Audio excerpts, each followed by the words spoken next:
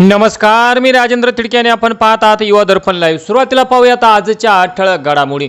मोदींच्या आवाहनाला फडणवीसांचा प्रतिसाद। वंदे भारतने केला शिर्डीपर्यंत प्रवास। शिवसेना फुटल्याचे खापर माझ्यावर फोडू नका। बच्चू कडू यांचा उद्धव ठाकरेंवर पलटवार। कॅबिनेट मंत्रिपदावर फसवणूक केल्याचा आरोप। परळी वैजनाथचा 301.54 कोटींच्या विकास आराखड्याला मंजुरी। पंकजा मुंडेंनी मानले फडणवीसांचे आभार। आणि पंतप्रधान मोदींना ट्रम्प यांच्या अमेरिकेला येण्याचे निमंत्रण। मार्को रुबियोंनी घेतली भेट। अमेरिकन मीडियाने म्हटले हा डॅमेज कंट्रोलचा प्रयत्न। आणि आता बातमीपत्र बीड जिल्ह्याचं आणि राज्यातील इतर घडामोडींचं सविस्तर। दिनांक 6/5/2026 रोजी पेठ पोलीस ठाण्याच्या हद्दीत स्कॉर्पिओ वाहनातून गोवंश जातीची जनावरे चोरी केल्याबाबत पेठ ठाण्यात गुन्हा दाखल करण्यात आला असता पोलीस निरीक्षक मारुती खेडकर यांनी तात्काळ एक तपास पथक नेमून PSI शहा आणि DB पथक तपास कामी रवाना केले। या पथकाने 40 पेक्षाही अधिक CCTV कॅमेरे चेक केले असता एक काळ्या रंगाची संशयित स्कॉर्पिओ वाहन दिसून येत होती। तपास पथकाने जवळपास 190 किलोमीटर पर्यंतचे कॅमेरे व टोलनाके चेक केले असता वारंवार गाडीची नंबर प्लेट बदलून सदर वाहन हे मालेगावच्या दिशेने गेल्याची माहिती मिळताच तपास पथक तात्काळ मालेगावच्या दिशेने रवाना झाले आणि संशयित वाहन व इसम यांचा शोध घेऊन शेख इम्रान शेख इसा वय 34 वर्षे राहणार सिल्लोड हल्ली मुक्काम दरेगाव तालुका मालेगाव जिल्हा नाशिक या ताब्यात घेऊन त्याच्याकडे गुन्ह्याच्या अनुषंगाने विचारपूस केली असता त्याने गुन्ह्याची कबुली दिली व त्याचे साथीदार आणि स्कॉर्पिओ वाहन हे सिल्लोड येथील असल्याची माहिती दिल्याने तपास पथक तात्काळ सिल्लोड येथे रवाना झाले व पळून जाण्याच्या तयारीत असतानाच इम्रान इसा शेख वय 34 वर्षे, शेख तय्यब शेख शफीक वय 40 वर्षे राहणार सिल्लोड, सलमान वहाब सय्यद राहणार सिल्लोड या आरोपींना अटक करून त्यांच्या ताब्यातून सुमारे 3 लाख रुपये किमतीचे एक स्कॉर्पिओ वाहन हस्तगत करण्यात आले।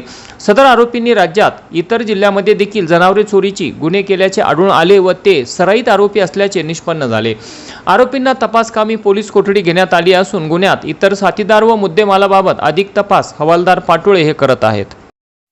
गेवराई तालुक्यातील तलवडा पोलीस ठाण्याच्या हद्दीतील रोहितळ येथे अवैध दारू विक्री होत असल्याने दिनांक 20 मे 2026 रोजी रोहितळ येथील पवन पवार, कुंडली गायकवाड आणि गावातील एकूण 50 ते 60 ग्रामस्थ यांनी मिळून रोहितळ येथील अवैध दारू विक्री बंद व्हावी या मागणीसाठी तलवडा पोलीस ठाण्यात एक निवेदन दिले।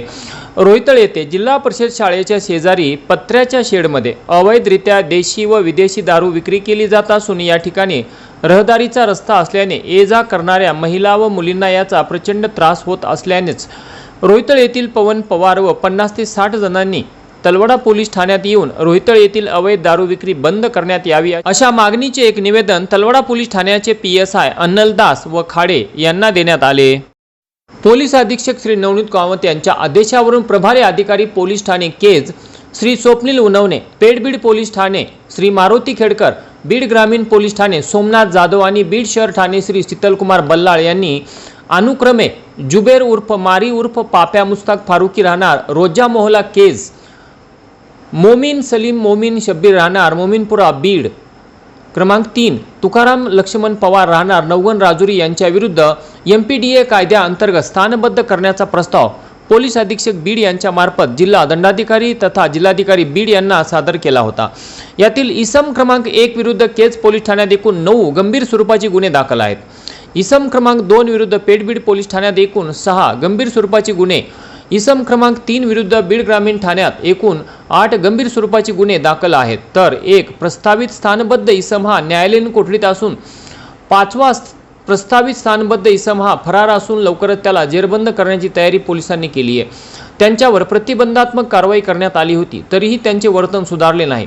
या प्रकरणी जिल्हा दंडाधिकारी श्री विवेक जॉन्सन यांनी दिनांक 22/5/2026 रोजी MPDA कायद्याअंतर्गत आदेश पारित करताच पोलीस अधीक्षक बीड यांच्या आदेशावरून वरील तिन्ही इसमांना ताब्यात घेऊन LCB बीड, केज पोलीस, पेठ पोलीस तसेच बीड ग्रामीण पोलीस यांनी योग्य त्या पोलीस बंदोबस्तात त्यांची दिनांक 23/5/2026 रोजी हर्सुल कारागृह छत्रपती संभाजीनगर येथे रवानगी केली। तसेच भविष्यातही समाजकंटकांवर व धोकादायक गुंडांवर जास्तीत जास्त MPDA अंतर्गत कठोर कारवाया करण्याचे संकेत पोलीस अधीक्षक यांनी यावेळी दिले। माजलगाव तालुक्यातील खरात आडगाव येथे जय महेश शुगर्स इंडस्ट्रीच्या विहिरीत आडवा बोर घेण्याचे काम सुरू असताना शुक्रवारी सायंकाळी बोरवेलचा झुला तुटल्याने मोठी दुर्घटना होऊन 2 मजूर जागीच ठार झाले तर 1 जण गंभीर जखमी झाला।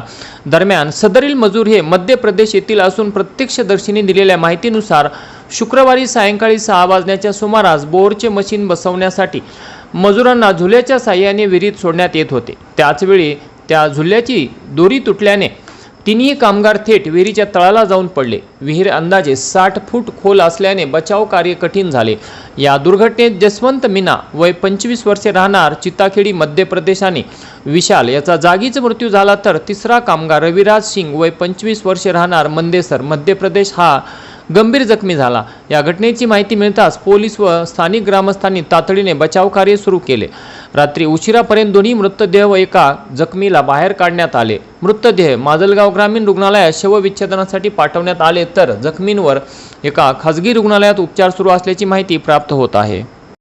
बीड उपविभागीय दंडाधिकारी कार्यालयाने बीड शहरातील मोमीनपुरा पेठ बीड येथील रहिवासी शेख नाजिया शेख पाशा वय 35 वर्षे या महिलेविरुद्ध मुंबई पोलीस अधिनियम 1951च्या कलम 56(1) अ अंतर्गत हद्दपारीचा आदेश जारी केला आहे।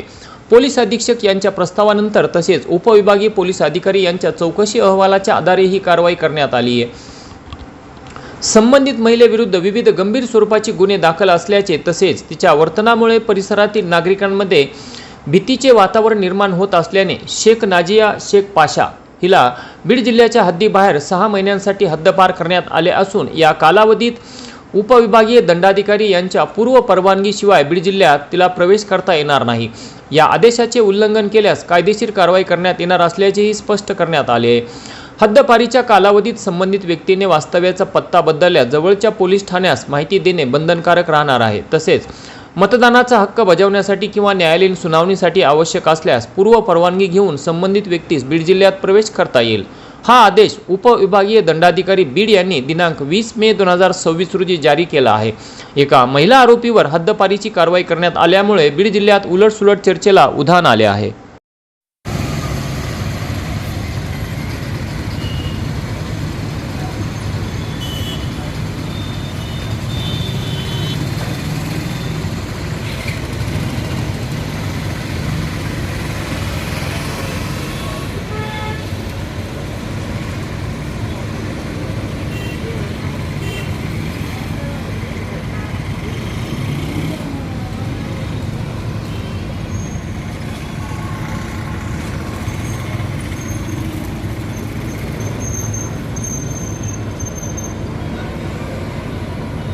आणि याचबरोबर आजचं बातमीपत्र संपलं। उद्या पुन्हा भेटू काही नव्या आणि ताज्या घडामोडींसह। तोपर्यंत पाहत राहा युवा दर्पण लाईव्ह चॅनल। लाईक करा, सबस्क्राईब करा आणि खाली दिलेल्या बेल आयकॉनला प्रेस करा। तोपर्यंत नमस्कार।